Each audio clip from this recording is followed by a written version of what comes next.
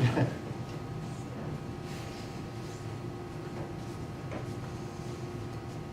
he comes.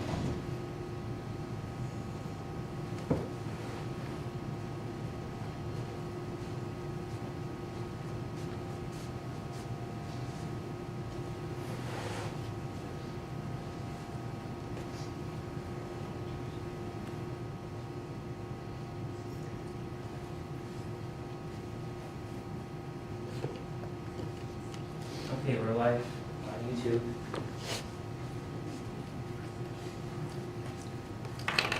Welcome everyone to Reed Memorial Library. We have a very special guest today, Wayne Enders, former president of Portage County Historical Society, Ravenna and Portage County historian.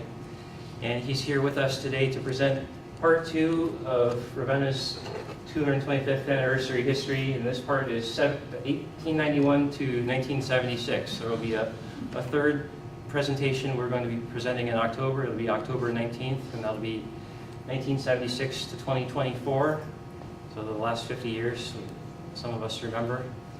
And also as part of the 225th anniversary of Ravenna, we have a timeline out in the hallway here, so make sure you guys all stop and see that before you leave. It covers Ravenna's history from 1799 to the present, and it's the top 225 events from history. You can go out and check out there. And that'll be on display June through July, so everybody's welcome to go out there in the hallway. And there's also a table set up with brochures and some merchandise that you can pick up for free, like little souvenirs, so you can go out and get and sign the guest book. So everybody give a warm welcome to Wayne Enders. Thank you, Kevin. Can everyone hear me? All right, very good. I try to do things on a timeline and in some type of chronological order, and so that's the way that I'll be presenting this today. I will not be using any notes. I'll be using the pictures as my prompts, so I really can't take any questions until after I complete the presentation. So keep that in mind, hold your questions, and I'll be glad to do that. We will begin. This is what Ravenna looked like in 1799. A series of wetlands and swamps and bogs, and this is what Benjamin Tappan had to work with.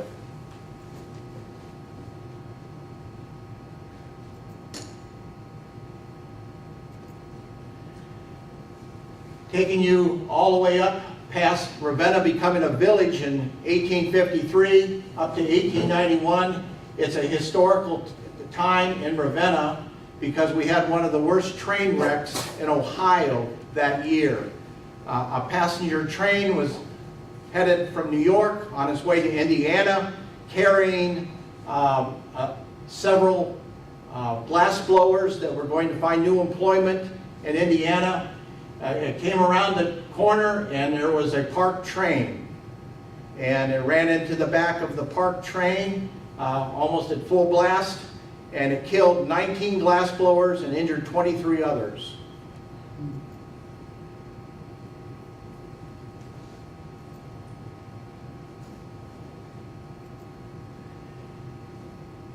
They didn't have iPhones and Androids back then, and if you wanted to have some fun, you went and borrowed somebody's sleigh, or you owned your own in the wintertime, and you went on a one-horse open sleigh, or if you were lucky, you could have 2 or 3 other people with you in the larger sleighs. This was taken in downtown Ravenna. Our flagpole that has been restored as of late was built in 1893, and this is a picture showing it being erected. This particular building you'll find right across from the south side of the post office. It was the former fire station, and it was actually rolled down from where the courthouse is in 1893 to its new home. In and around that time period of the early 1890s, Byers Machine Company was famous in the United States for its hoist machines. Those hoist machines, along with the motors that they built, helped build America. A picture down around Sycamore Street. This is around Sycamore Street.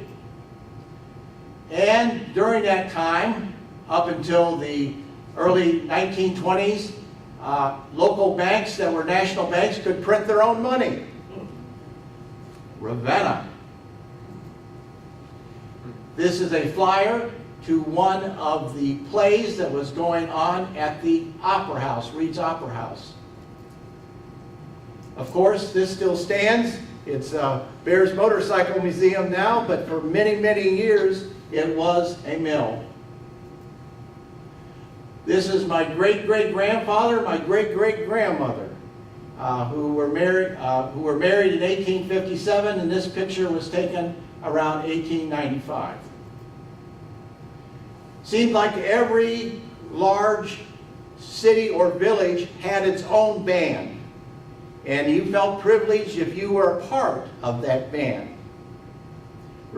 It didn't mean that you were in the high school band, it meant that you were in an all-age band. Just a few miles away was the Brady Lake Spirituals Camp that was built in 1891 and went out of business in the early 1970s. They also at one time owned the Brady Lake Amusement Park.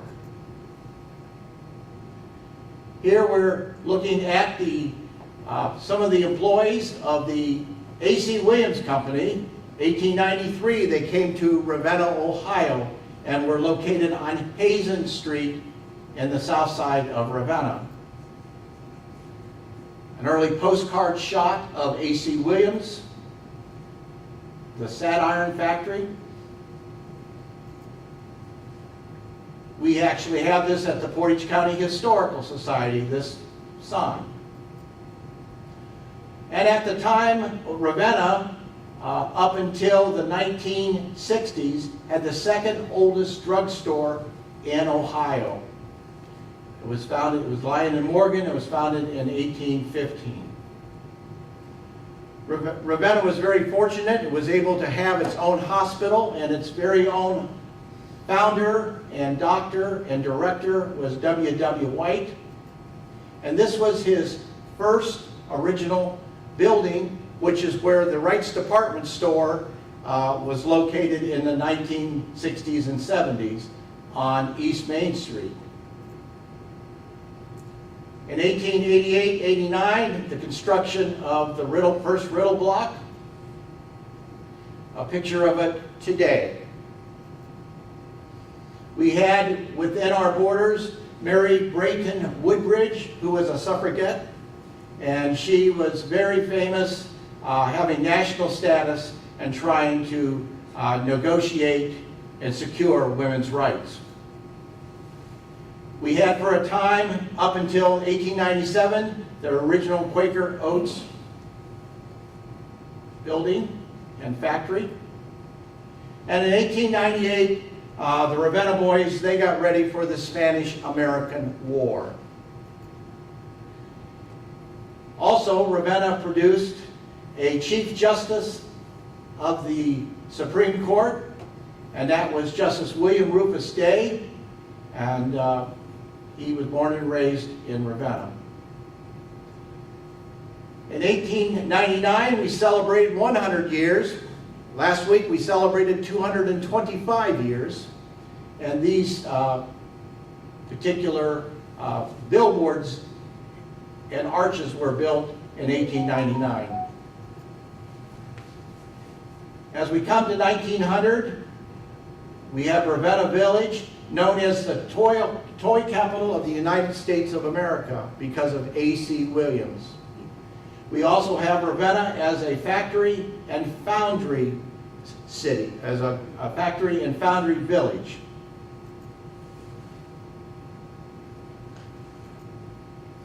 The Western Reserve Hotel, that building I showed you that was sort of yellow and gold in nature, that used to be the fire station across from the post office, it was in business at that time. There it is. And this is the Ravenna Fire Department.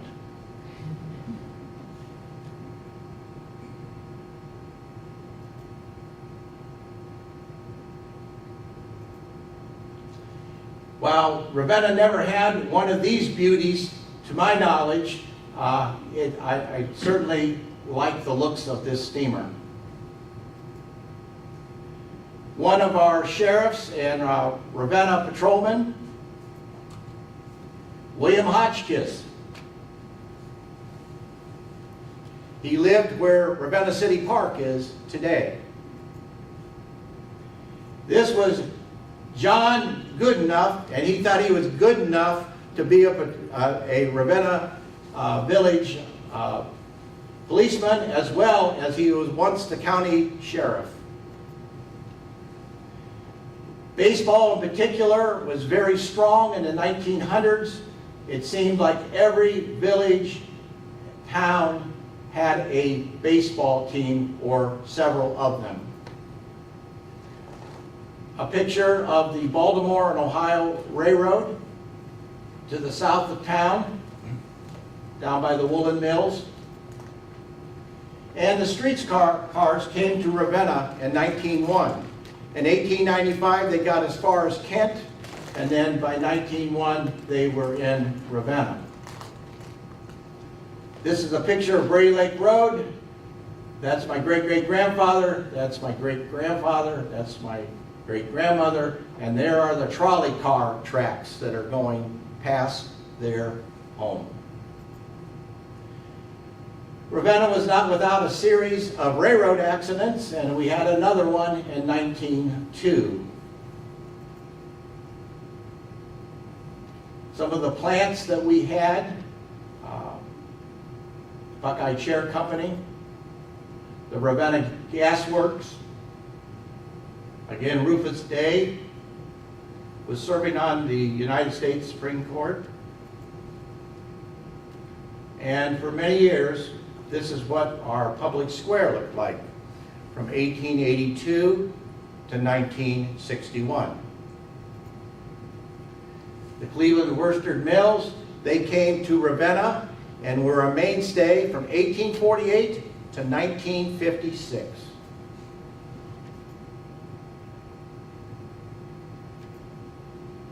Some of the buildings, some of them you will remember, across the tracks, they were just in the last few years torn down. In 1904, Frederick Loudon passed away. He was a world-renowned singer. His Frisk Jubilee Singers, or Loudon Jubilee Singers, were gifts to the world. This is a picture of West Main School from 1874 to 1904. And this is what replaced it. And this was what West Main School looked like up until the early 1950s. As the village grew and attained city status and attained a greater population, it had to build more schools. Sort of what Ravenna looked like in the early days, selling coal at C.E. Morgan, and a shot of what West Main Street looked like in the early 1900s. United States of America, Second National Bank, Ravenna. This is a picture of Labor Day in 1905. And this is right across north to the northwest of the courthouse. You can see all those buildings going all the way down to what used to be Morey's and what would later be Scorman's, and continuing on to Sycamore Street.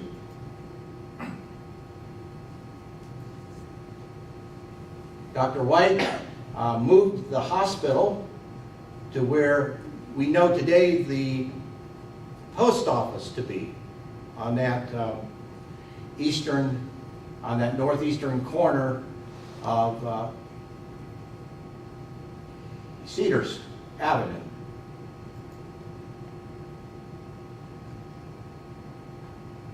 Before polyester was invented, And again, we have the Cleveland Worsted Mills, which was a series of buildings for working, for spinning, for dyeing the wool. And there are the Baltimore and Ohio tracks. And right here would be about where Montney Hardware is today.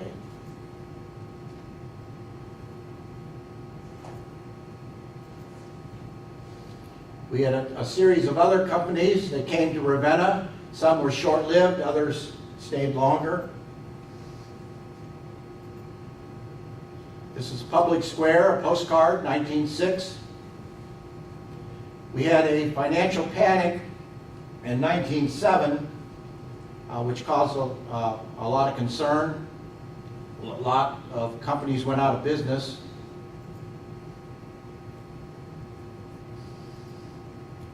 In 1908, Portage County voted to be dry. The reason I put the streetcar on here is that Ravenna and Kent residents that wanted to drink, they got on the streetcar and went to Cuyahoga Falls, which wasn't dry.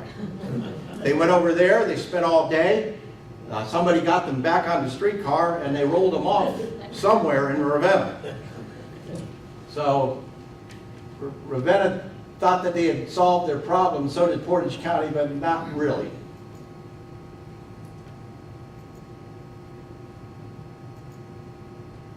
In 1909, we had a homecoming week to celebrate the first 110 years of Ravenna. Here's the courthouse, and that person is doing a handstand.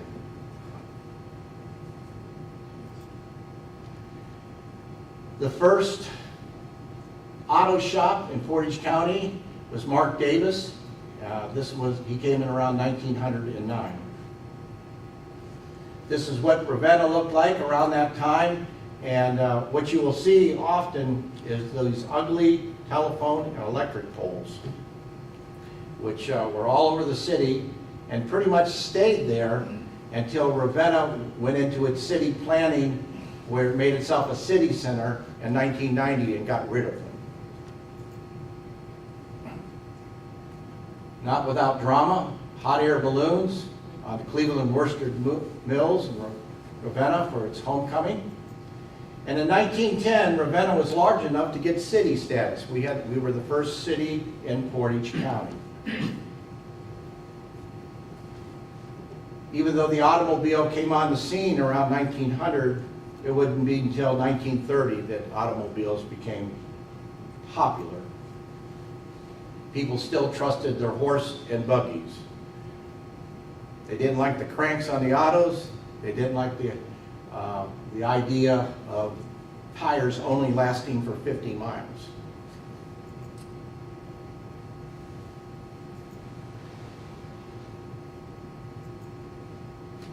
Atlantic Mills. This was up, I think where St. Grobain's is, North Diamond Street, and it caught fire, 1912. This is the interior view of the Browning Foundry Company on North Diamond Street. And the Catholic school was built in the 1909-1910 era for the growing Catholic population in Ravenna in particular.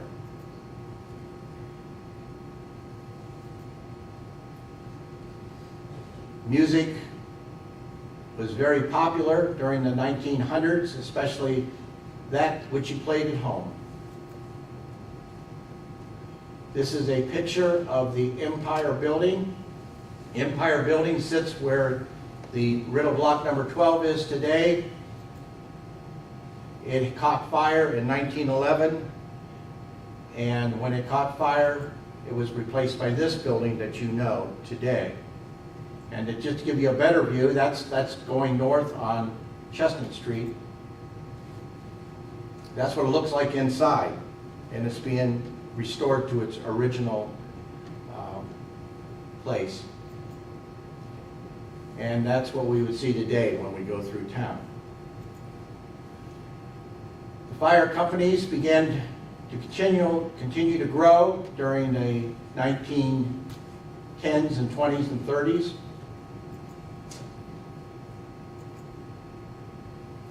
and the Riddle Coach and Hearse Company was a major employer in Ravenna City. These buildings here would catch fire over the years, and they keep losing the number of stories that are on them. Right now, they are one story. This is a picture of my grandfather and his dog. Rod Callista, if some of you know Rod, he actually helped me save this picture. He told me, he photoshopped and sent it back to me. He says, everyone should have a good picture of a guy with a dog. This is probably what my grandfather saw in 1911 as the very first airplane came to Portage County. And in 1912, Cy Young stopped by to say hello to everyone. He's the winningest pitcher in baseball with the 511 wins. And he stopped by to say hello to these guys. Ice would be a mainstay right up to World War II. To have ice lakes and to be able to store it was a very lucrative business.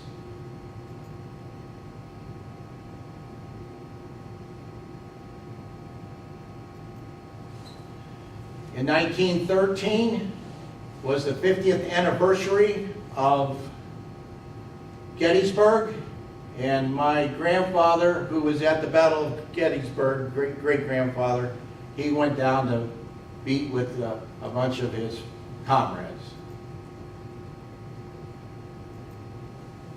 Again, the Worsted Mills.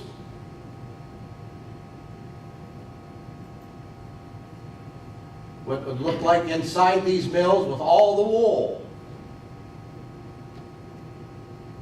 And yes, it was very easy to pull the wool over many people's eyes at this place.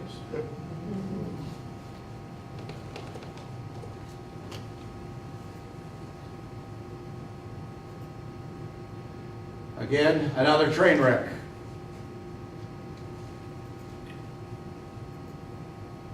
This is what the back area of the courthouse looked like, or the courthouse lawn, with the bandstand.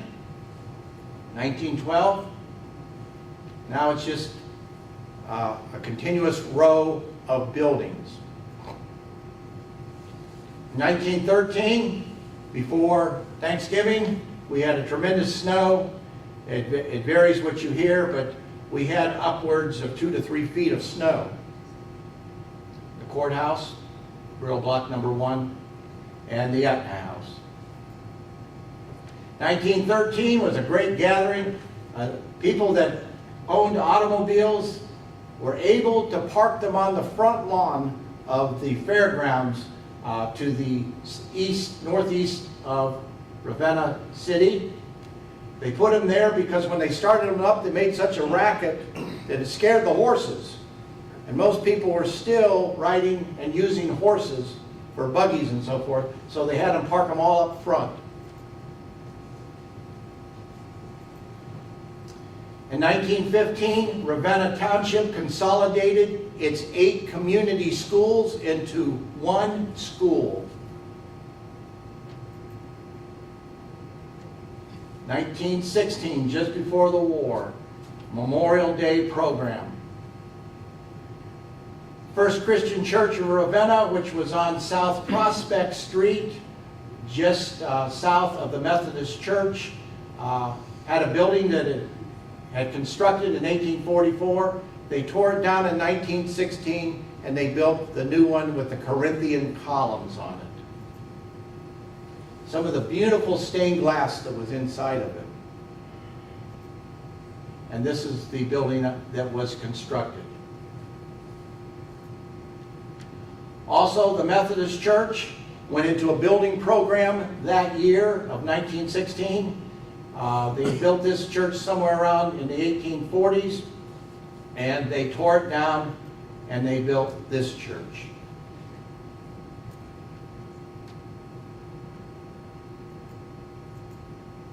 World War I came in 1917, and we recruited and got people ready to send over there. And again, in front of the First Christian Church in Ravenna, we see some people that have organized. Going through town, and as they went through town, you can see that at that time, the streetcars were double tracked.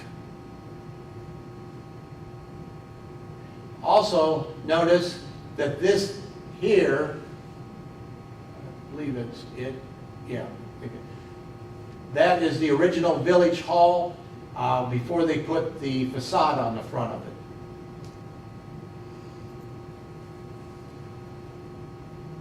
Drills being shown to the public.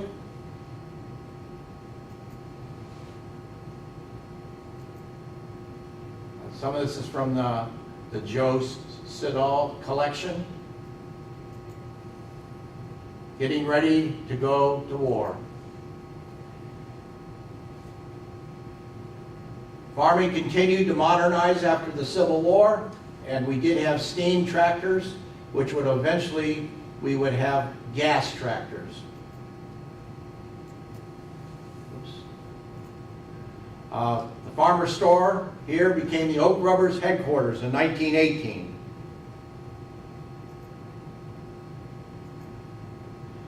At that time, a young man from Kent, Ohio, who had been mayor of Kent for 4 years, became our congressman. His name was Martin L. Davey, who was the chairman of Davey Tree Export Company. And he was our congressman for 12 years. He ceased to become our congressman because in 1928 he ran for governor and lost. 1919, the economy goes south, so to speak. We have another financial panic, and the economy is really rough for a couple of years. This is a picture of my grandfather in 1919 with working for Wells Fargo, and he's over in front of the Kent Erie station. He graduated up in 1921 and got on a motorized truck.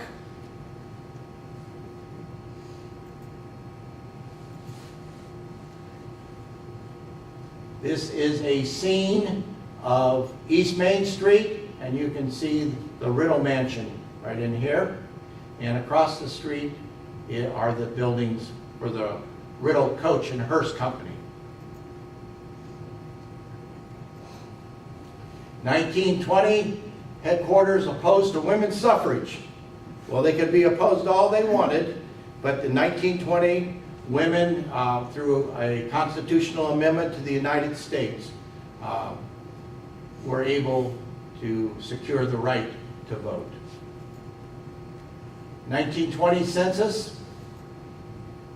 In Ravenna, 1/7 of the population was Italian.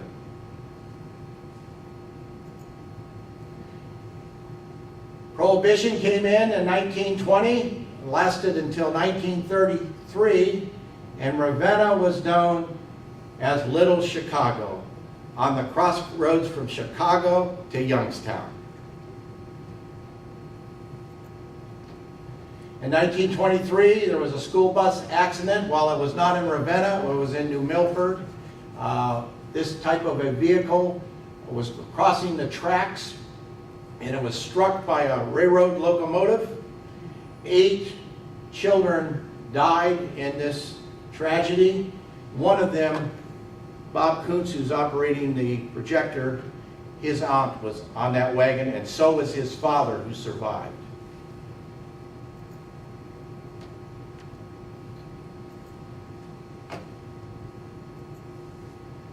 Again, looking at the woolen mills and all the equipment that was in it. And a typical upper class home with all the fixings in it.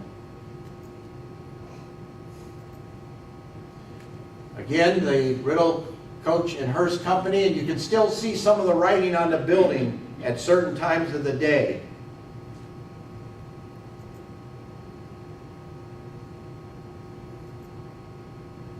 one of their products. And in the middle to late 1920s, they motorized their coaches, and they weren't very popular. And by the first part of the 1930s, Riddle, Hearst and Coach was out of business. The courthouse, and this is around 1928, and you can still see the drinking fountain for the animals.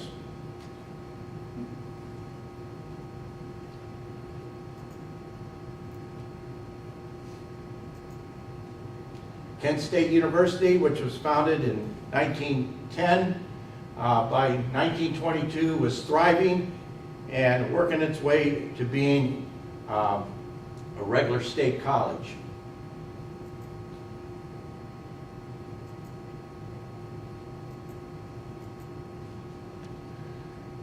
This is Ravenna High School. It's actually the second high school. The first high school was the Union School that was on South Chestnut Street, which was built in around 1859. It housed all the schools in it, and it got to be overcrowded, and so in 1883 they built this on Walnut Street. It was a beautiful structure, and it was Ravenna High School from 1883 to 1923. Today you'll see this building, and that particular high school was right behind here, and they tore it down in 1960, but this was the addition that they had put on prior to having it torn down, and this was operated as a walnut school where I went to first grade and kindergarten. In 1923, from Clinton Street to Freedom Street was all woods, and the contractors came in here and they built Ravenna High School. This type of a delivery truck was the type of truck my grandfather used as he was delivering materials to the contractors as they were building the school. I'm sure it didn't look like that then. While the origins of the public library go back to, I believe, 1915, this building was built in 1924. Reed Memorial Library, the public library.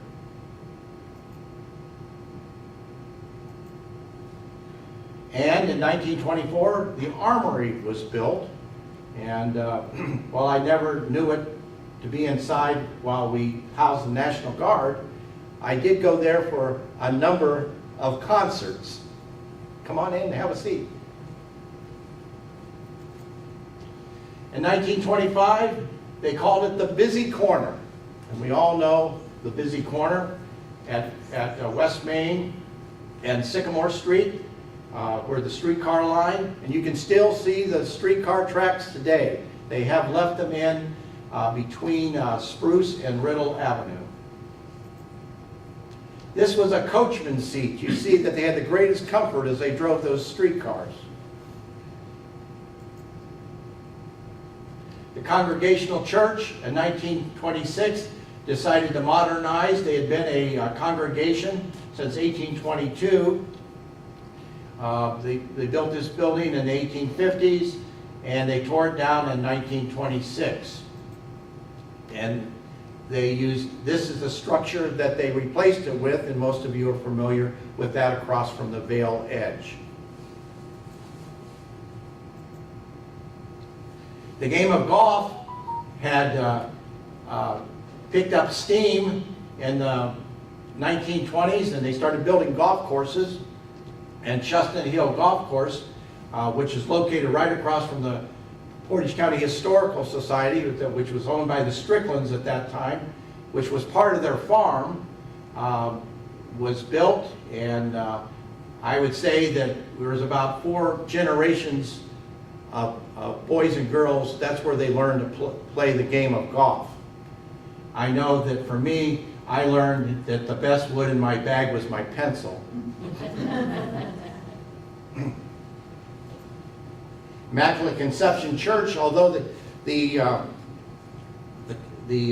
Catholics had been in town since the 1880s, they finally were able to secure this beautiful church structure in 1926. If you look at the building, you'd think it's much older than that, but actually it's a rather young building. It's not even 100 years old yet. This is when it's being constructed, and this is what it looked like for many, many years until they modernized the interior.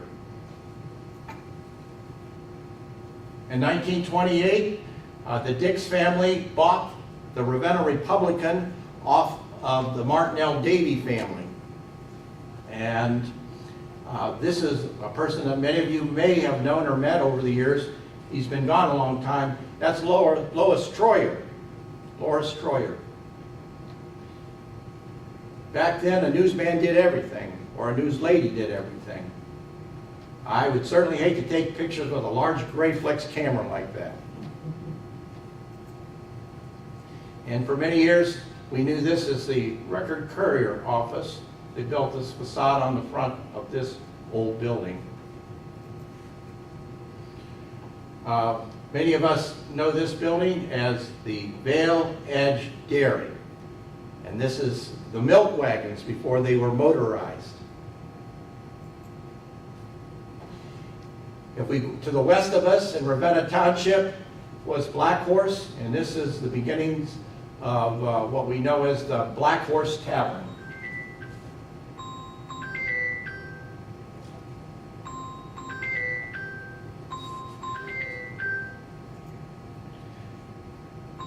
This is the Ravenna City High School in the late 1920s.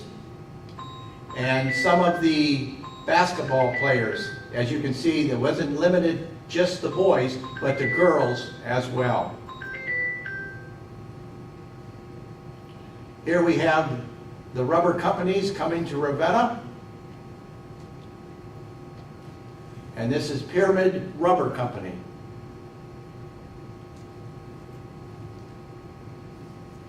Here's a picture of the Oak Rubber Company in 1929. A lot of our baby boomers actually got their start in the workforce as being a member of the Oak Rubber team.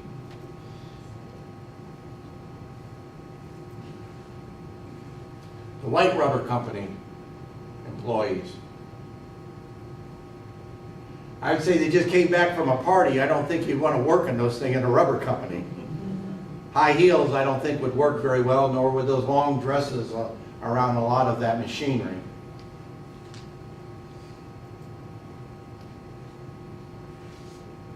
Pyramid Rubber Company. And from 1929 to 1941 was hard times. This was the Great Depression.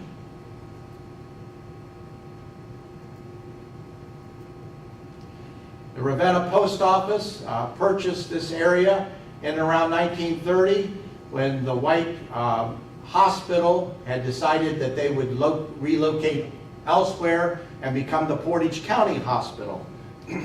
So the building was torn down. A new hospital was built on South Meridian Street, and this building was constructed in the early 1930s. I think it was completed in 1934.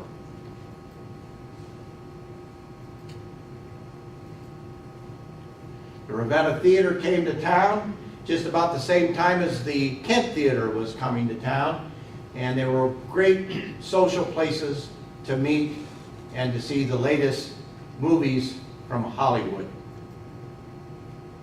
This is a picture of what the Ravenna Theater looks like today. And around the 1930s, around 1932, was the height of the scouting programs. It seemed like every church and every social club or social organization had a scout troop, and that included both Boy Scouts and Girl Scouts. It was also in 1932 that George Towner discovered that he had a mound on his property, and he would have a series of excavations. The mound was located overlooking Pippin Lake in Franklin Township. Also, in that time, Leroy Jones was our Portage County Sheriff. This is what Robinson Memorial Hospital looked like when it was finally completed in 1932. And it was the end of the line in 1932 for the Northern Ohio Traction and Light Company, the streetcar. People owned automobiles or they were walking or using horses. It was during the start of the Great Depression and it was hard times. People did not have the fare to get on the streetcar and take it as transportation. Today you'll find those same tracks, as I said, between Spruce and Riddle Avenue, along with some of the brick that was paved in the 19-teens. At one time, we had the Portage County Fair in Ravenna. It was located on the northeastern part of Freedom Street, and it was a well-attended fair, right up among the best of them. We had a grandstand, we had racetracks, we had it all.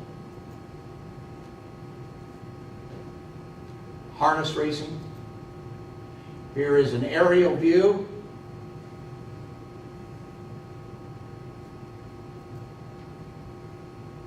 (1932) spelled the beginning of the end of the Ravenna Fairgrounds. They had a major fire that destroyed many buildings. And as a result of that, the fairgrounds really never recovered because they didn't have the finances to rebuild as they wanted to.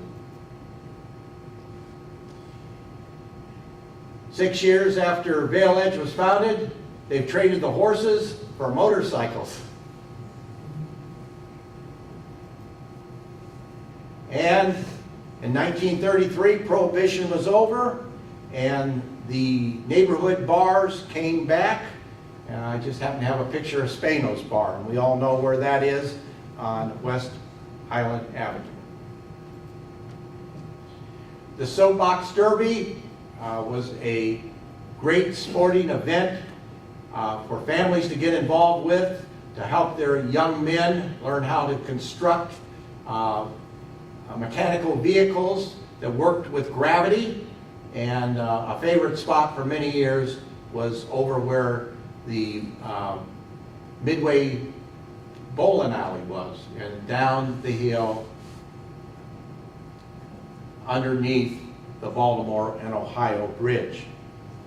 For many years, Chevrolet and the Dick's newspapers sponsored the Soapbox Derbies, but as they got into the early 1970s, it became less and less, and it was finally, they dropped it as a sponsor. Martin L. Davey had failed to become governor in 1928, but in 1935, he found himself as governor. He won in 1934 election, and he would, back then, a governor term was only 2 years, so he ran on another term, and he was able to get in 4 years before he was beat in the Democratic primary of 1938. And again, Martin L. Davey was from Kent, Chief Executive Officer of Davey Tree Expert Company. In 1936, Ravenna built the state-of-the-art stadium down on Walnut Street. Some of it still exists, but it was used by many different townships to conduct some of their daylight football games on Saturdays. Before then, if you didn't have lights, you had to have your football games during the day, and Saturday seemed to be the best day to do it because nobody done anything on Sunday. 1936, we have the Olympics. We have them over in Germany, Hitler's Germany, and we see a young black man by the name of Jesse Owens winning for his country. There was a lot of sandlot baseball going on at that time. My cousins played a lot of sandlot baseball. And I don't know if you know who that guy is, but that's Yogi Berra. Not Yogi Bear, Yogi Berra.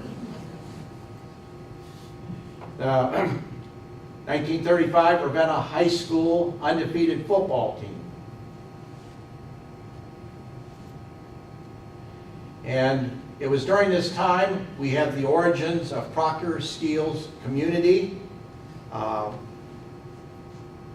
which was in the southeastern end of what we know as Ravenna city. However, it was in the township. We also have the origins of McElrath community in the 1930s, which is up to the northeast of Ravenna and Ravenna Township. Rubber becomes a major commodity in the world, and a lot of the rubber is harvested from the rubber trees in Indonesia or the Dutch East Indies and sent to the United States. And when World War II comes, we have to be very inventive and find out how we can put together things with synthetic rubber. Some of the early glove machines, and our officials having a good time in front of the old Woolworth store in Ravenna in 1939.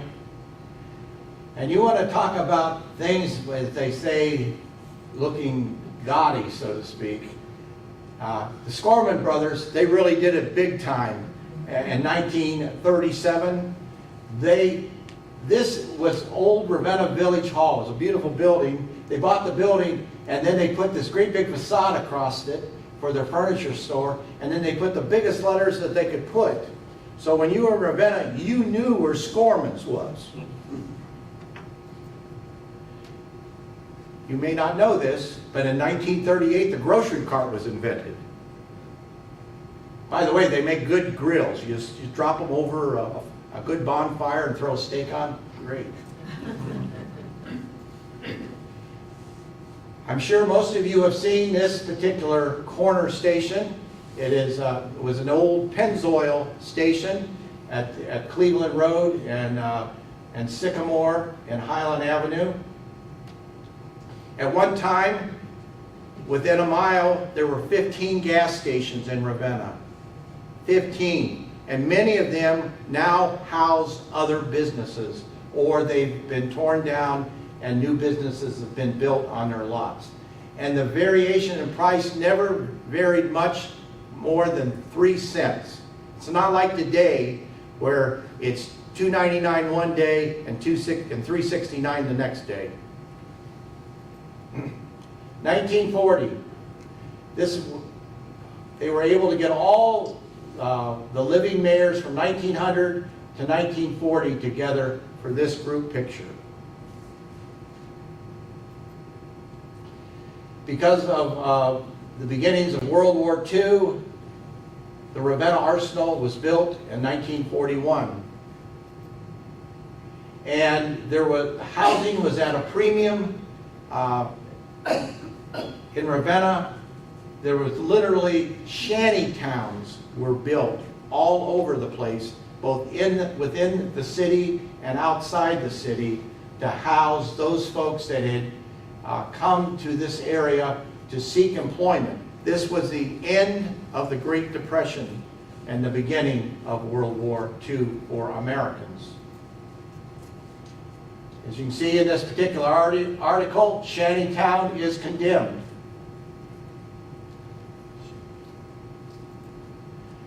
And they had another one near Ravenna called Tobacco Road. And plywood, cardboard, anything you could throw together to protect yourself from the elements. Just so people could have a job and make a living.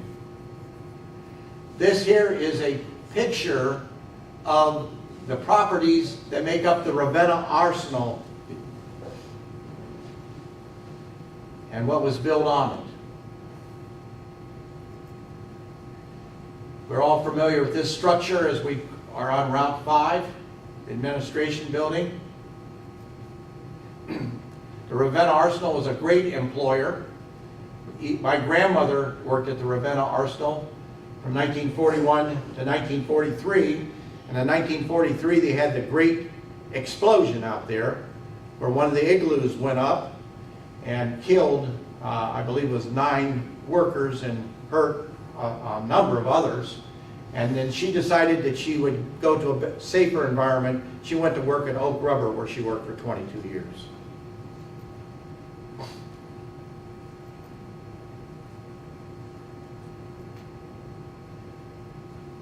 There we are. Jeanette Jones, who joined the Marines, World War II. Today, 102. And her daughters, 2 of her daughters are in the back there. Judy and Sarah. Right there. This is how the Jeeps were shipped overseas. They were in boxes. They were not, you had to build them once you got them. And then the local civil defense programs were very strong in this city from 1942 to 1965.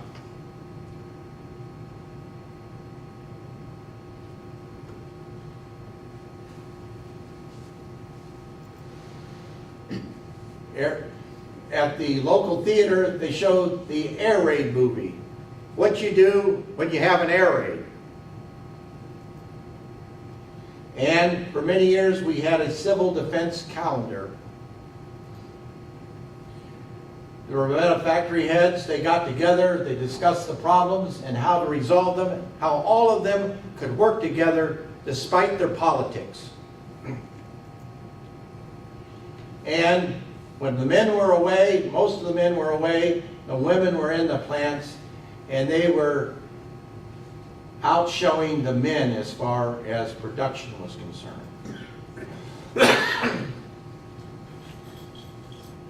The junior class play of 1942 for Ravenna High School. The steam locomotives was the way in which everything was moved at great speed for most of the first half of the 20th century. This is a factory, building of bombers. I believe those are B-24s, and the Ford Motor Company built 8,000 of them in 3 years. That's how we won the war. In Ravenna, we had a very proud citizen. His name was Bill Bauer. Bill Bauer came, his claim to fame was that he flew with Jimmy Doolittle 30 seconds over Tokyo. I don't know if you knew this or not, but the A.C. Williams, they secretly built the gaskets for the atomic bomb. Without those gaskets, no bomb. So they went to work, the Williams families, the Heislers, worked at making sure that we would have a bomb. Up until the 1960s, coal was the way that you supplied your home with heat, and there were coal companies everywhere. And Ravenna had a great coal yard right behind Bear's Motorcycle Museum, or what we know as the feed mill.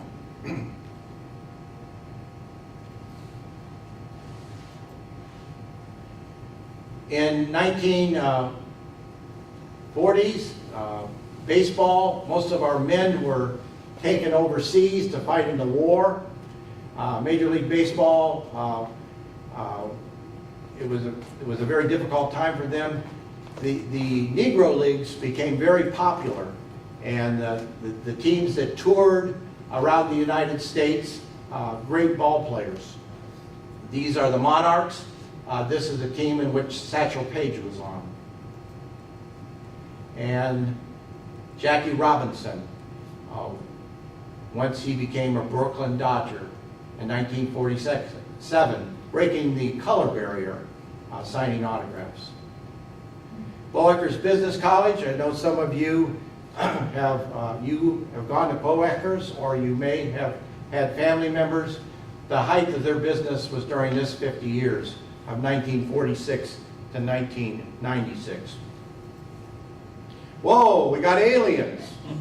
That's because something happened out in Roswell in 1947. You never heard of flying saucers until then. And after Roswell, it just seems like one flying saucer after another. Oh, we had the atomic bombs go off in 1945. And this kind of changed everything for everybody around the world. This is the Sinclair station that was in back of the courthouse for many years, which are now law offices. Closing of the fairgrounds was in 1947, and it became a housing development, which we call the fairgrounds today. The Portage County Fair went to Randolph. The Randolph Fair is the Portage County Fair. We had the closing of Brady Lake Park in 1948. And this is a scene of Reed Memorial Library, the public library, in 1949.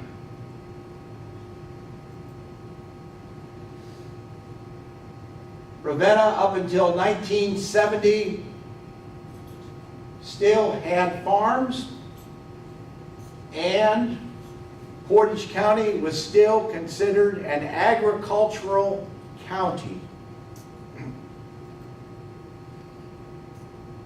Some of those beautiful washing machines in 1949 at Myers Home Service.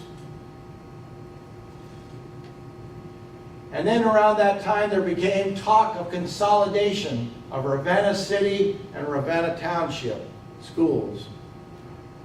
Ravenna City definitely had more to offer than Ravenna Township. However, Ravenna Township was larger and had a pretty good tax base. And so what happened was Ravenna Township ended up building a beautiful gym in 1956. And it's the Brown Middle School gym. And it was state-of-the-art. And when Ravenna City saw that, they had to build their gym in 1959 in what we know as the Call Annex. But the consolidation talks started, and it would take 11 years. J-18 was very popular during this time in all communities. And there is the Sheriff's Patrol car. And alerting everyone that they need to slow down because a school zone is up ahead. And who's paying for it? The Vale Edge Dairy, local business. In 1949, we had the beginning of Ravenna City Park. It was on the old Hotchkiss mansion property, which had several acres. The Ravenna Elks, as well as the Ravenna Kiwanis, the Ravenna Rotary, the Ravenna Lions, the Ravenna Eagles, to name just a few, were very instrumental in the development of our Ravenna City Park system and in programs that help youth in the community. Around that time, Dr. Richardson, he built his facility here on Scranton Street across from Ravenna Township School or Roush Elementary. And from 1945 to 1949, and from 1949 to 1953, these two gentlemen were our sheriffs, and they worked at trying to get rid of gambling devices in our county, especially one-armed bandits. But unfortunately, one of the things they thought was a gambling device was a pinball machine. And there were a lot of pinball machines that were destroyed, much to my dismay. Also, the sheriffs thought that comic books were immoral. I beg to differ. From the Ravenna Township came Peggy King. Peggy King was known throughout the United States. She was on the George Gobel Show. Beautiful voice. Was very active until she started having a family, and then she gave up her career to raise her family and never really came back. As far as I know, Peggy's still alive today. She's maybe 94. Graduated in 1947 or 8, and she was the best friend of Marge Allman, if you know Marge Allman from Ravenna. Marge is still with us as well. So, up until this time, friends, outside of Main Street and the first blocks off of Main Street, nothing was paved. And from 1948 to 1958 was the Great City Street Blacktopping campaign in Ravenna. The Korean War was from 1950 to 1954, and the Ravenna Arsenal came back into use in 1950. It was also during 1950 that we had one of the worst blizzards that we ever had in our history.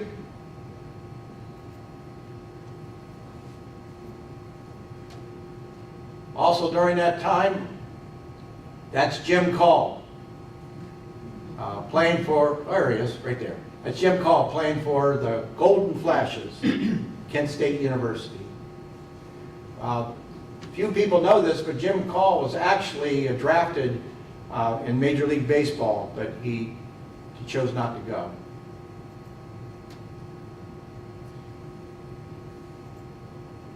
The Ravenna City Tower was constructed, and from 1950 to 1970 in Ravenna, we had a number of housing developments, which you are well aware of, on all ends. And as a result, especially to the south end of Ravenna and to the northwest end of Ravenna, we had to build two new schools. We built West Park and we built Williard. This is a picture of the Catholic Church, Immaculate Conception, along with the new school that they built beside the old school in 1950. This is a young girl getting a perm in the 1950s. It looks rather scary, doesn't it? Looks like she's hooked up to an electric chair, pretty much. Judge Albert Karras became one of the finest jurists in Ohio, and he came to the Common Pleas Bench in 1951. And John Lowry and Alta Lowry, they are the benefactors of the Portage County Historical Society and the Summit County Historical Society. John Lowry, he campaigned for many years to have a Portage County Historical Society. They tried in the 1930s and went nowhere. And so in 1947, when he was getting up in years, and he heard that Summit County was going to build their society, he gave them 12,500 artifacts. That's 12,500 artifacts the Portage County never got. On the good end of that is that we got what he thought was dear to him. what he kept for himself were the most dear things, and we received them.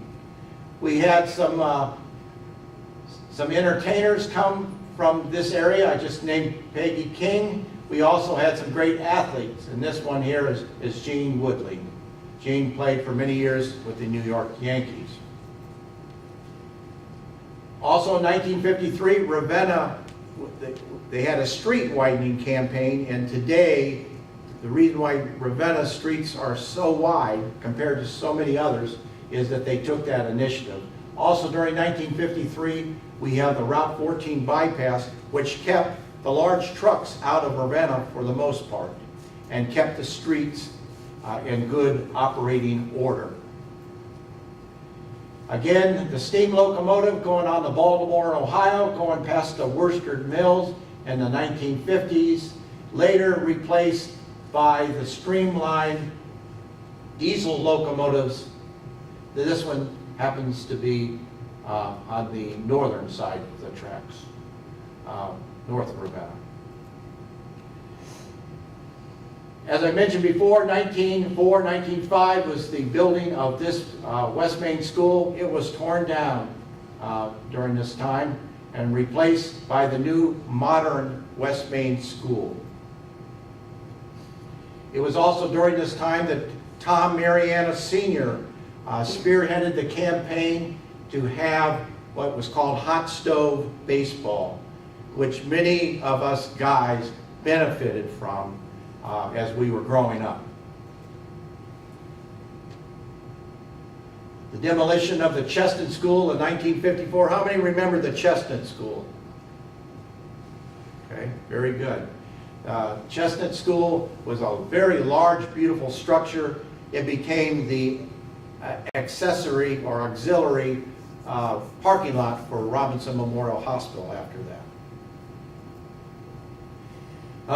DDT, the miracle chemical.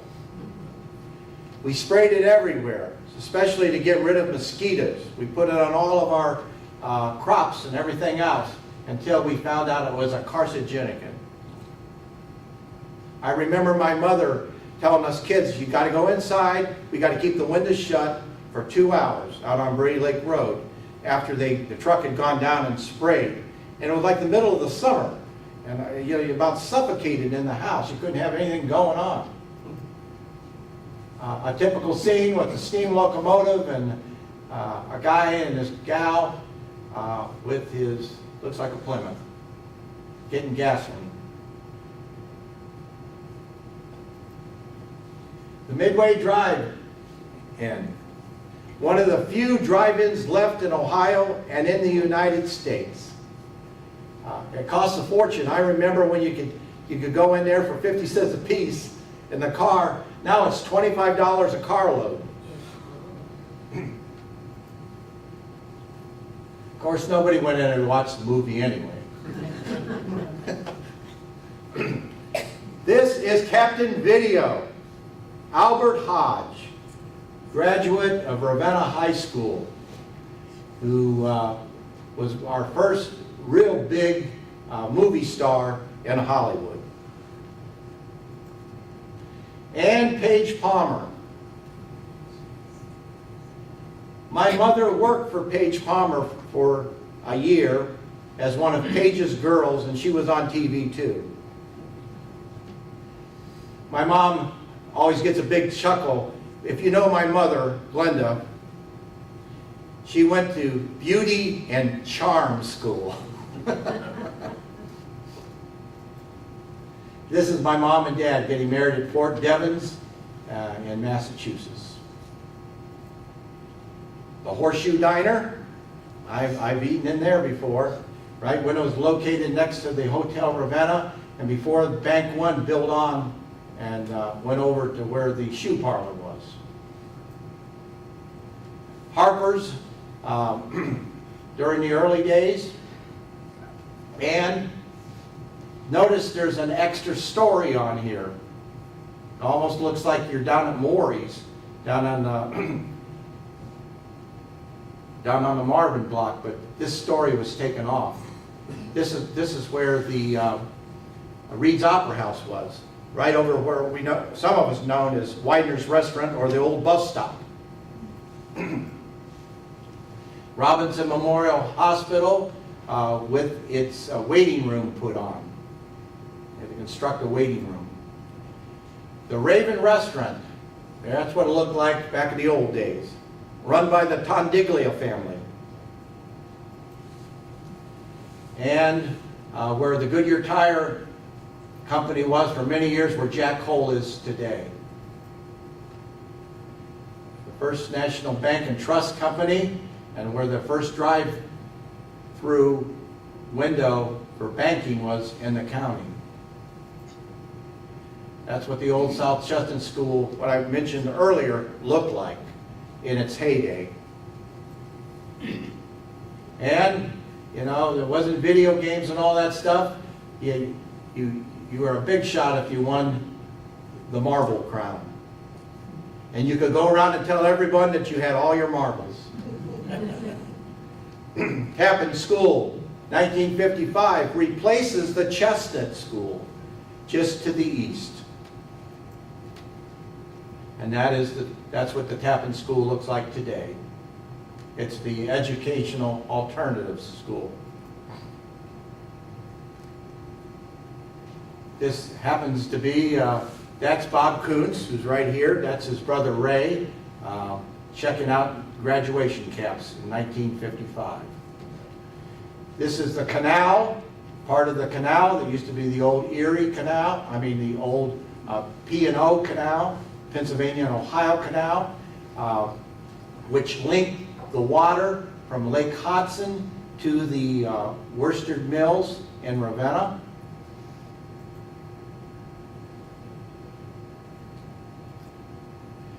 H.R. Loomis, who at one time was the wealthiest man in Portage County, as a very successful lawyer and investor, was the mayor of Ravenna, I think from 1900 to 1904. Ravenna was undergoing a water crisis. They needed water. They couldn't pay for it. H.R. Loomis bought Lake Hudson and bought the water rights of it and gave it to the city of Ravenna, which temporarily solved our water problem. And of course, later on, Lake Hudson will be developed into a park.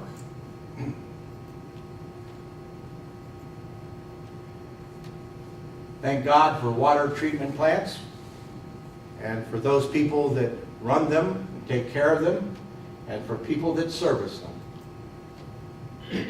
1956, A&W Root Beer comes to town. I think all of us have at least been to A&W Root Beer in Ravenna at one time. I used to go on Nickel Root Beer night. One time we got into a contest with a group of guys on the track team. I drank 14, another guy drank 16, and another guy lost 19 on the parking lot. And of course, Dairy Queen's been around since the 1950s as well. And around 1950, 54, 55, we have the new Highland School being built. And it's not on Highland anymore. It's on Washington Street at Summit Street. And it was later be called Grant Carlin Elementary School. A typical scene of Ravenna during the 1950s. This is probably just prior to the widening. And the JCs. They used to say in Ravenna that the Kiwanians, they owned the town. The Rotarians, they ran the town. The Lions had all the fun and the JCs did all the work. And here are a group of JCs.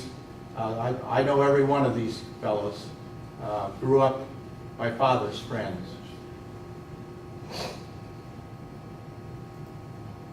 In 1956, I was a year and a half old. I can still remember that tornado going down Main Street. And it really did a lot of damage to the city of Ravenna, especially on Highland Avenue and on Main Street. That's a picture of me and my mother, 1957. Hospital, and some of the beautiful cars. McDonald's, what the original McDonald's looked like. My dad took me to my first McDonald's over by the Fulton Airport in Akron. I believe it was 1956 or 7. And wouldn't be Ravenna without RC Cola and Knee-High Bottling Company. If you're a real sugar addict, you like all flavors.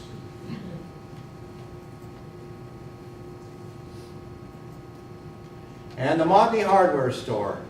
I can still hear those squeaky floors, and I can still smell the oiled floors. And the whole persona of what goes on in a 3-story hardware store. By the way, this still exists, this writing that I just showed you. You just got to look for it. Coal is now getting towards the end of its capacity for most homes. The East Ohio Gas Company is coming in, and they're starting to put their lines in, and coal is about to abruptly go out of business here. This is all in the coal yard at the time.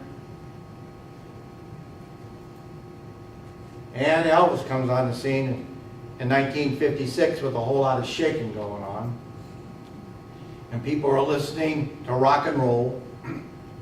And this is what the back of the courthouse area looks like, where the park was and everything.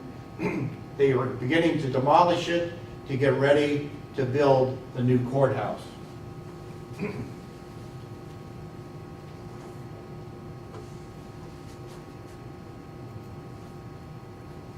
This is the original Ohio station at the corner of Grant Street in West Main. And a picture of the buyer's machine. And there it is. That's the new Standard Oil at Grant Street in West Main. A big difference. And that was run by Bob Kuntz's father for most of his life. Back during the day, people got their hair cut. We got it cut on a regular basis. My dad used to take me every 3 weeks, whether I needed it or not. And Rock and Wells and Mendiola Barbershop and some of the others in Conchio's and some of the others in town were great places to be. For those that didn't go to, for those men that didn't go to church, talking to your barber or talking to your bartender did just about as good. This building was built in 1959.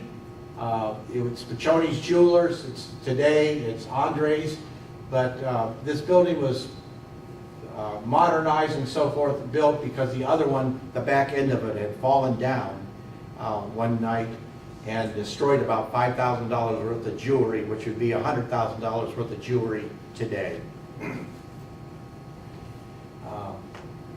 All this area looks familiar. The barbershop's been in here for a long time, just the barber has changed. That's DJ, she's been in town for 30 years. Also during this time, the communities of Proctor Allotment, which is Skeels, and also McElrath, which is known as McElrath Park, are growing. They're going through some growing pains, but they will finally become very nice communities to live and grow.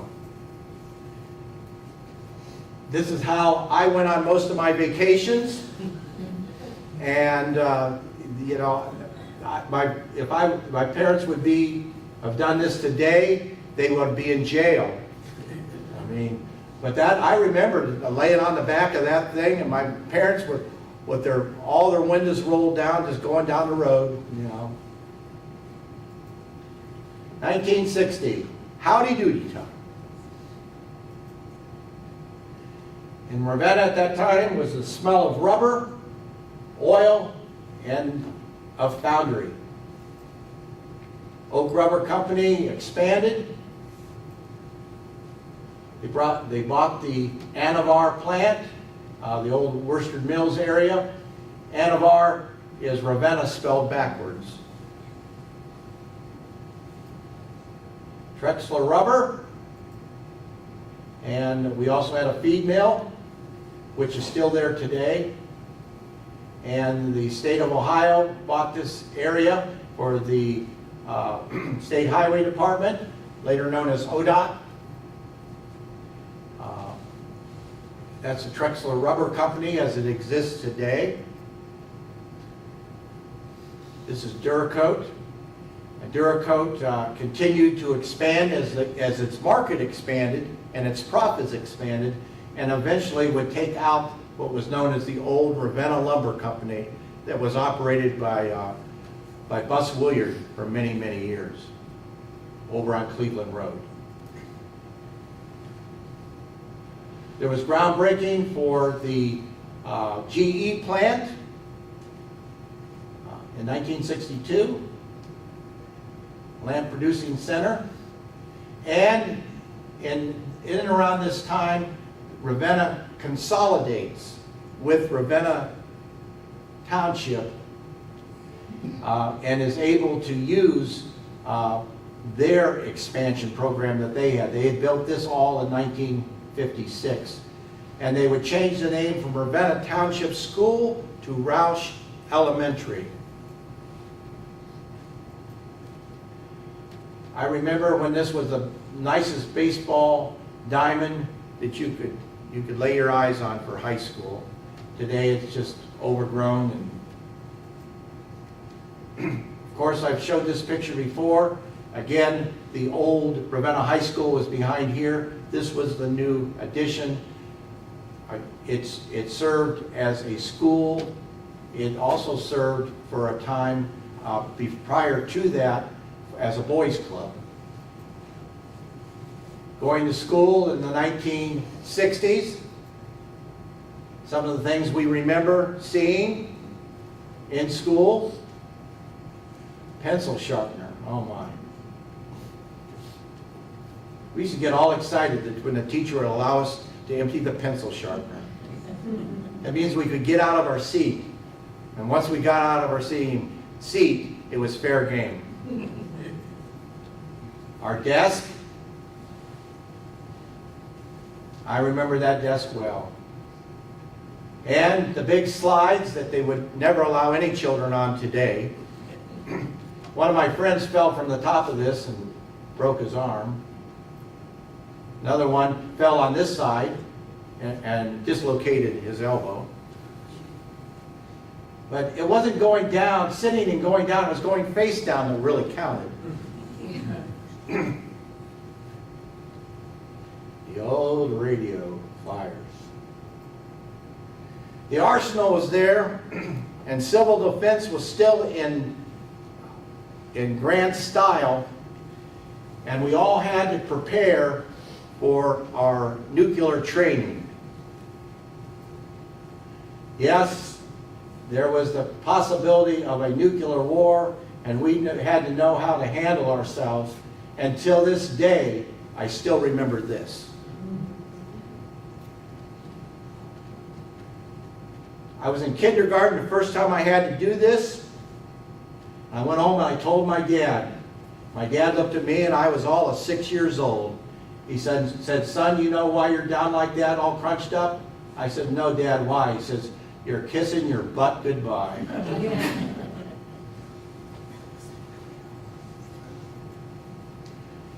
Jogga Lake made a number of improvements in the 1960s with a big draw cart to the northwest of us.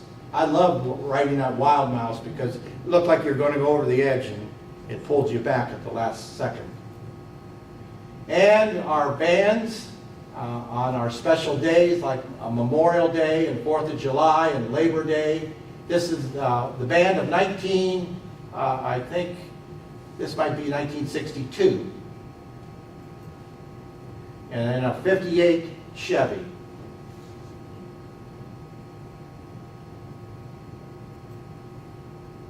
Chestnut Ridge Dairies owned by the Cainrads. They ended up building this facility just on the west side of town, on the border of Ravenna Township. And a little look at what Ravenna used to look like before they tore this building down and made it a parking lot. Notice how narrow Main Street looks compared to today. Chestnut Ridge, I'll tell you, for a real short period of time, my father drove one of these trucks, but he drove it for CO test. There's nothing like being driven all over the place in one of those trucks as a little kid and watching your dad make deliveries. Roger Maris in 1961 breaks Babe Ruth's record. And the county bond issue passes for a new courthouse. People voted on tearing the old courthouse down. It wasn't a bunch of politicians that decided that. It was the people of Portage County that decided when they passed the county bond issue to build a new courthouse. There's Lady Justice, which was at the top of the courthouse at the Portage County Historical Society. This is a view in 1961 of the new courthouse being built, and here's the old courthouse out in front, and the jail. And what it looked like once we did tear down the old courthouse.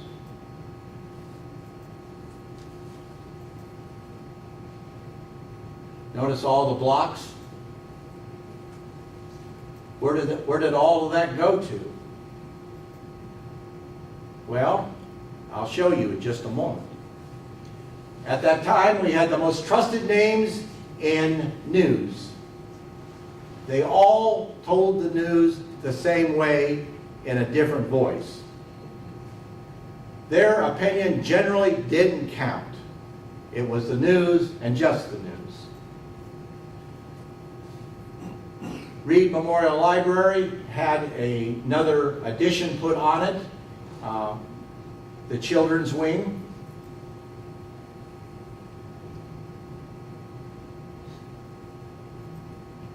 And in 1962, John Glenn became a national hero from New Concord, Ohio, 3 orbits around the Earth. And the scouting program is still in high gear. Bob Coons, sitting here, became an Eagle Scout. And there's his mother and father at the ceremony.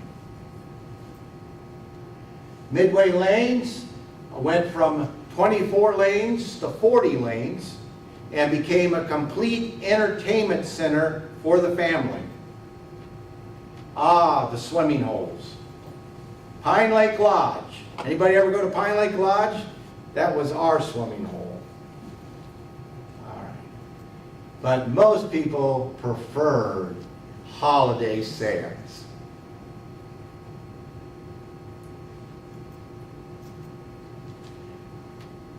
The Ravenna Tire moved from where Jack Hole is today and built this brand new facility on Cleveland Road.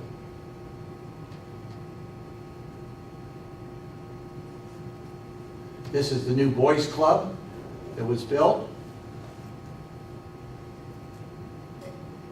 And we had a new theater group. It was called the Anavar Little Theaters Group coming together.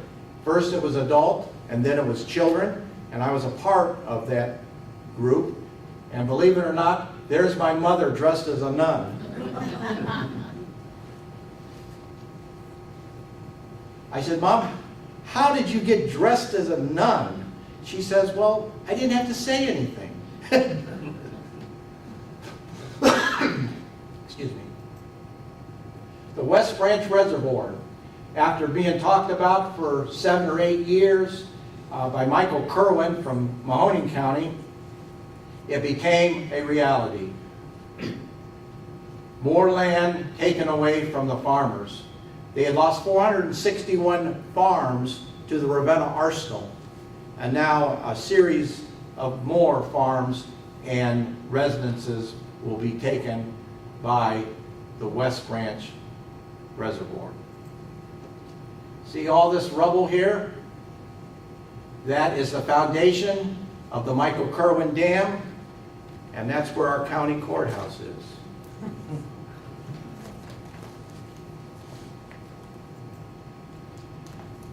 They didn't want to lose the John Campbell Land Office from 1809 that was down in Woodstown Township. It would have been under 20 feet of water, so they brought it to the Portage County Historical Society and truckloads of bricks, and we had somebody rebuild it. Notice those rolled windows. Very ancient glass. Our parades, what we looked like in the 1960s. In 1963, Brown Junior High School was built. The middle school was taken out of the high school and brought here because of the baby boom, and it was named after H. Larry Brown, who for many years was the principal of Ravenna High School and later the superintendent of Ravenna schools. The atomic bombs, they just keep going off. This is what you see from Las Vegas. It was only 90 miles away. And we had Siegfried's Isley's. Isley's was a favorite spot. My mom still says Isley's had the best ice cream.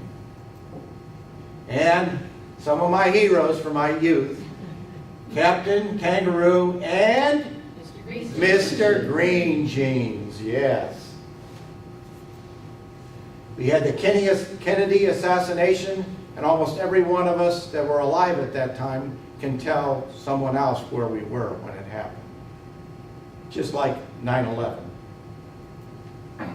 We had the Vietnam War going on. In 1964 to 65, the Ravenna Arsenal began to reactivate, and by 1967, they were making bombs and ammunition for the war. Up until the early 70s, we had the Hotel Ravenna, and at one time, or in the early 1900s, it was a top-notch hotel.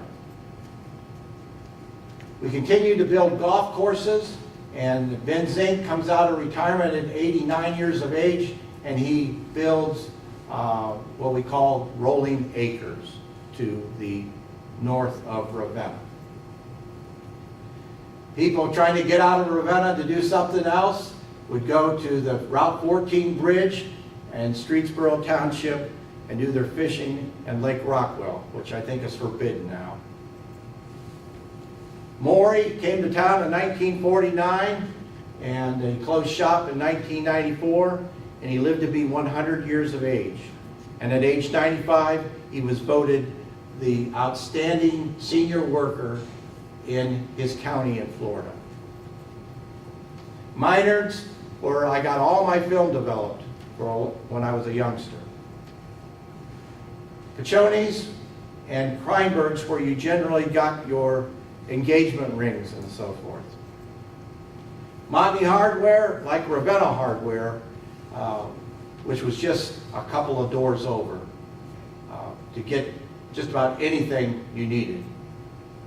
And the Raven drive-through, and Lawson's. You know, you need to get that juice up to Lawson's in 40 hours. Now one man works, sleeps while the other man drives, and a non-stop Lawson Road, and the cold, cold juice in the tank truck caboose stays as fresh as the Florida sun.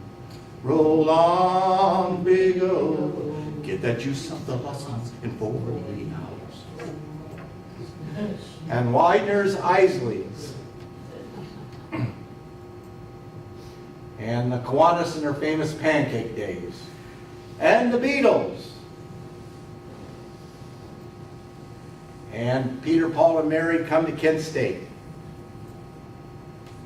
And Jane Fonda and Cat Ballou at the Midway Drive-In.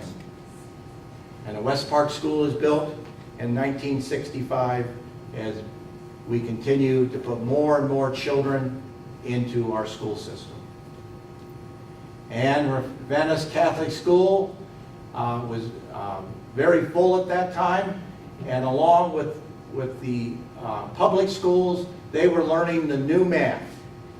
And I remember they had PTA meetings where mothers and fathers had to go to learn the new math because they would not accept the old math anymore. I learned the old math anyways. How many have gone to Moonglow roller rink? Oh, that's an old. And she stayed in business until the 1990s, until she sold the property. And this here is the old location in 1966 of Guido's. And they call this building today the Cipriano Building. I believe Peter Cipriano owned that. Still, I've gotten pizza a lot of places in the United States. I still think it's the best. It's really good. And today, what it looks like. And West Park School was built in 1965 as well.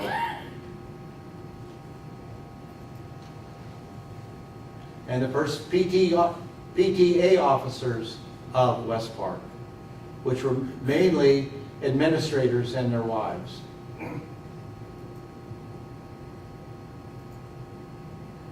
And we still had the threat of our nuclear issues going on, and there were a series of Air Force missile ranges put around the United States. This one was, I took a picture of this in South Dakota. Dick Goddard and Goulardi. Turn blue. Cool it with the boom booms. Dorothy. Dorothy full-time. He got sued by her. There he is. Ernie Anderson. Shock Theater, they called it. Captain Penning, who later became the voice of the Cleveland Indians.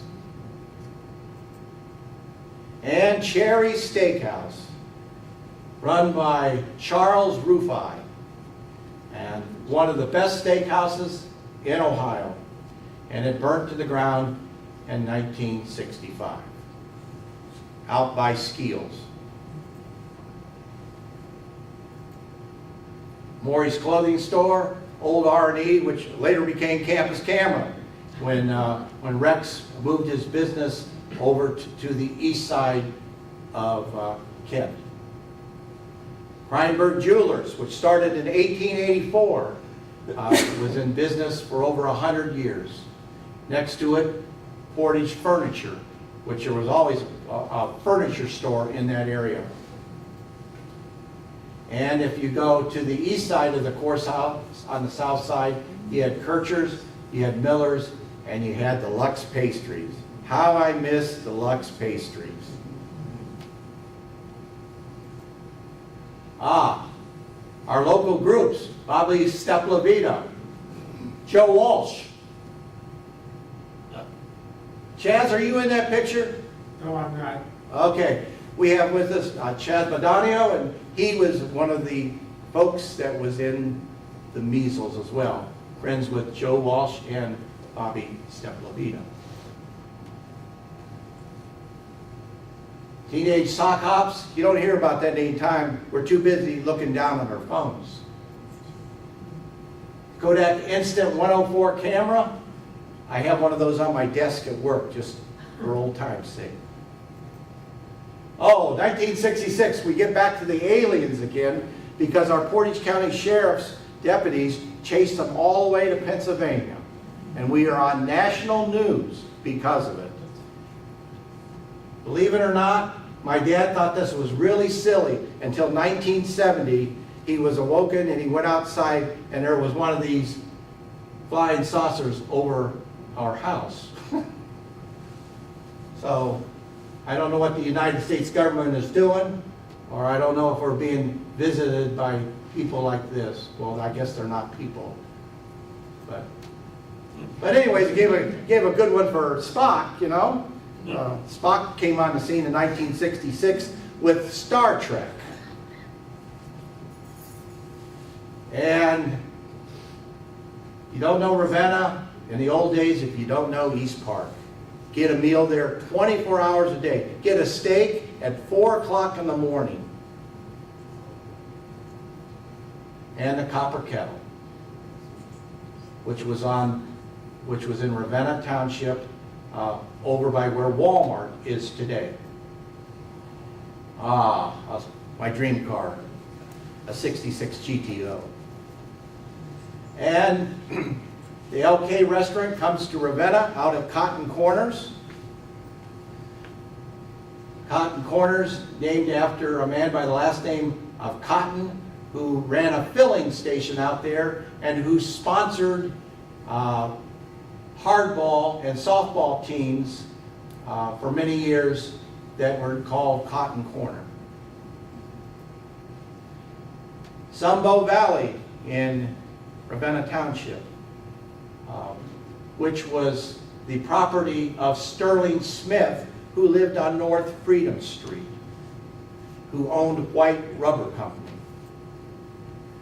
The measles playing in the Ravenna Gym, the old Ravenna Gym, which became the girls' gym.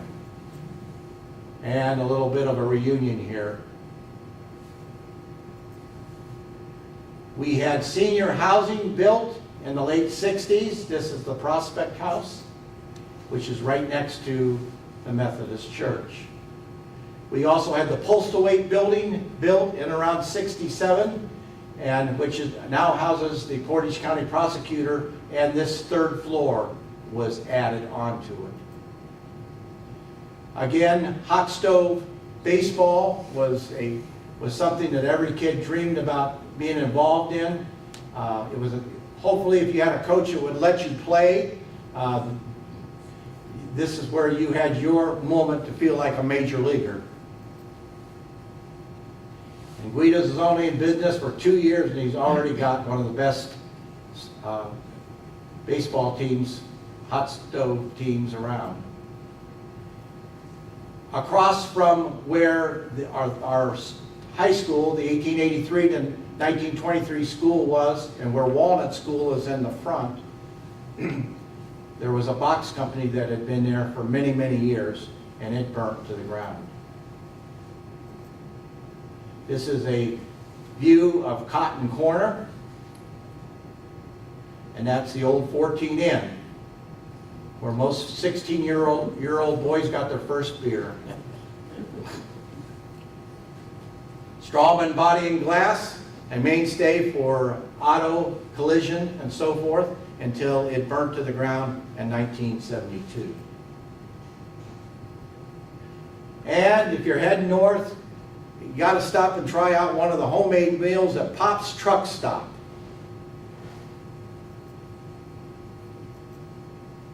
And in the late 60s, Blossom Music Center, there were a number of our Ravenna leaders that were involved in making Blossom Music Center happen and become a success. First Christian Church, Father Kish, who I understand attends Mass every now and then here in Ravenna. He just retired from being a pastor at 86 years of age over in Trumbull County. We have the opportunity to get a new hospital, and it is built down on the Tisher property down by Route 14. Yank Heisler. We have the great Don Nottingham come out of Ravenna, who played for Kent State and the Baltimore Colts and for the Miami Dolphins. Right where I have the arrow, that's Thurman Munson. And Thurman Munson was a product of Kent State University, great catcher who died in an airplane crash. The Skeels and McIlrath at this time are in deplorable conditions. There's no running water or sewer. There's major campaigns that are going on to make sure that they get water and sewer. and eventually they will both get those commodities in the 1970s. Everybody knows that was born in this time where they were when Neil Armstrong stepped foot on the moon. And it only took 66 years to go from this to that. And that was all analog, not with digital. We were able to put up these signs in 1970 at both ends of Ravenna. We still had merry-go-rounds that we could enjoy at our parks. In I believe it was 1971 or 72, Stanton Thomas, a science teacher from Brown Junior High School, went to Canada, brought back 2 black squirrels and let them loose. And we have today's Ravenna squirrel population. We had the Kent State University shootings in 1970. We had a lot of protests going on. And today we have regular memorials at each time of the year. This was my dream bicycle. A lot of guys love this bicycle. I think gals did too. Willard School was built for the housing project that happened on the southwest side of Ravenna. And a picture of Morris Busy Corner and all the stores that were along this way in the 1970s. I particularly like Nichols because I could afford that dime store. And Burger Chef came to town and is now a hair salon across from West Main School. And the Red Barn came to the area to the east side of Ravenna, out by Cotton Corners. And if you wanted a good homemade meal, many people went to Bar 10 to get it.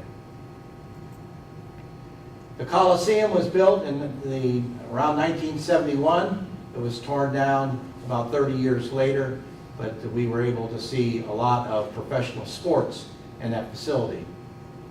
Windmill Lakes came to town in 1971, and it was a top-rate golf course, and to my doing, I still believe it is. I played Windmill Lakes last year, and the pencil is still the best wood in my bag.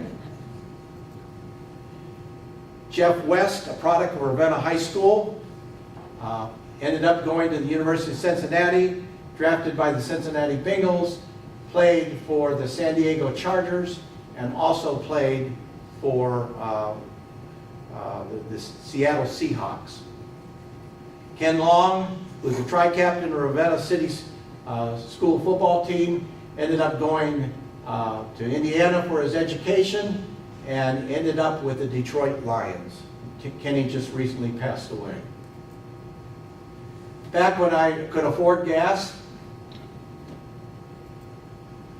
and the building of the Key Bank, or what was the Second National Bank, the new location, in and around 1969-70, and they added this on later. The IC Hall was built. Many functions were housed in that. And Widener's took a chance, took a risk, I should say, and decided to have a musical group, which was a fine musical group of Chris Chichek and Mary Jo Pandolfi and Terry Palmer. Up until 1972, you could not have live music in a restaurant as a venue, and in Ravenna, and it was all changed because of Baxter Widener and getting the law changed. Ravenna High School, as it was when I graduated in 1973. This is the building of the clock tower at the Portage County Historical Society in 1972. Those are my track shoes. I still have them, and they still fit. Don't run very well anymore, but it's nice to have. And that's what I looked like, folks, when I graduated from high school. And June Lockhart comes to our new Carousel Dinner Theater in early 1973.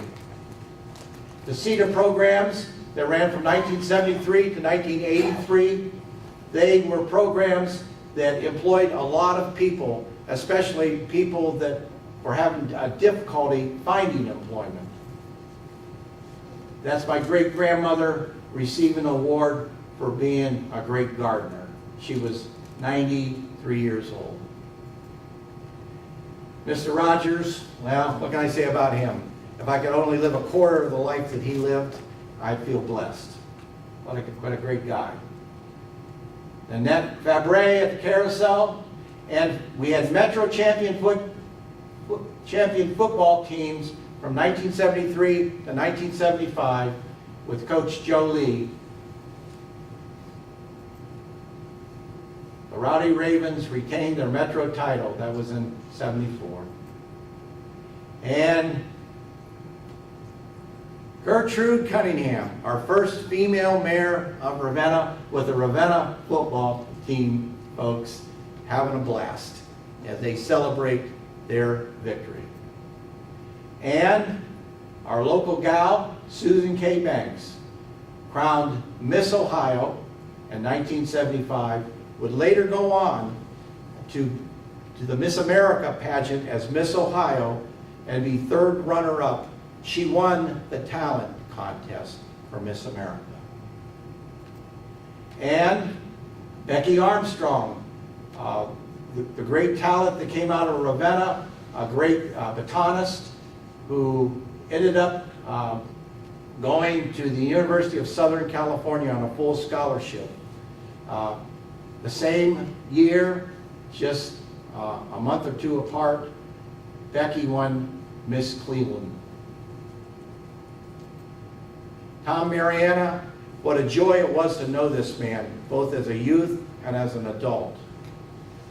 He really gave of himself to this community. He wore many hats. He was a tailor at one time. He ran a dry cleaning place. He did all kinds of things for employment in his lifetime, but his heart was in youth sports. Ravenna City Park today, and the Skills Community Improvements with the Mayor of Skills, and that's Vern Matthews, who worked for the State Highway Department. And McEl's community continued to be on the rise, and they told outsiders to stay out. Mudcat Grant came to the King Kennedy Center and lent his support.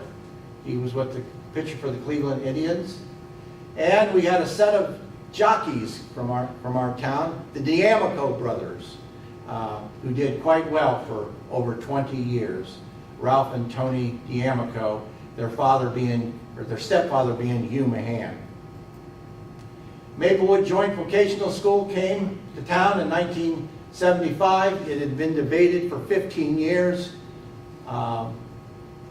And the property was secured, and it was built, and Lowell Myers became the first superintendent. The Ravenna Hospital packed up from being down on South Meridian Street and moved to North Chestnut Street, where it is today, and continues to expand. Lake Hudson became a great fishing place and also a park. Ravenna wastewater treatment plant continued to improve and handle the needs of Ravenna. And from 1974 to 1976, there was more bicentennial dinners and events going on. And during that time, a number of townships in Portage County formed their own historical societies to prepare themselves for the nation's bicentennial.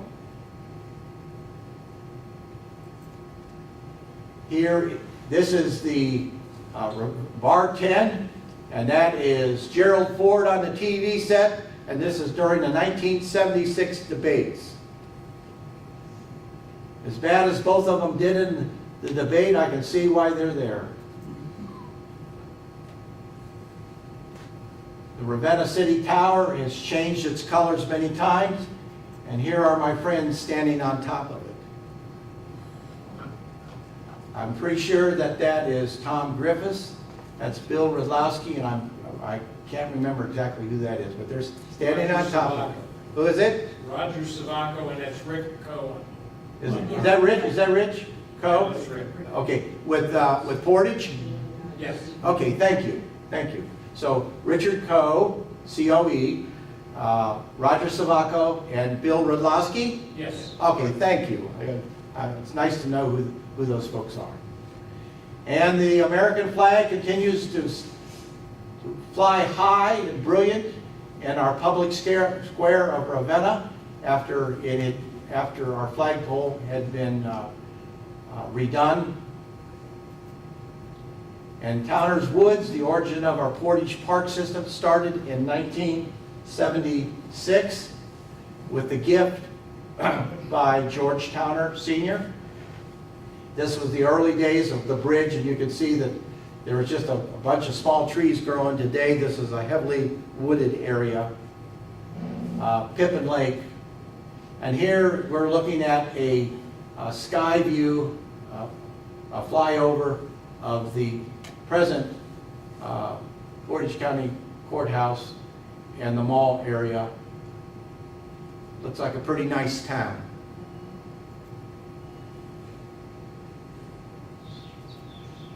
Thank you from Bob and from me for being here. We wish everybody the best.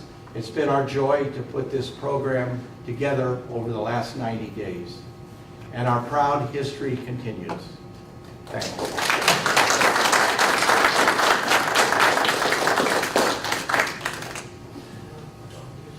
Questions? Anybody got any questions? You can't even remember what you saw, right?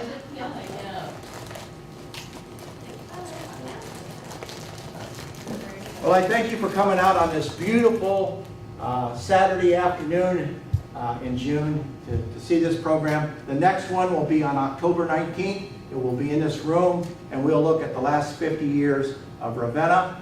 And in February or March, I have walked all of Ravenna and most of the township, and I have a walkthrough that I'm going to have as a program. So we can talk about the different buildings and how they've changed and everything over the years. Yes? I missed the first part. Are you going to do that again? Because you did that in Okay. January or February All right. this year. The first part I may do again as I'm asked to do it.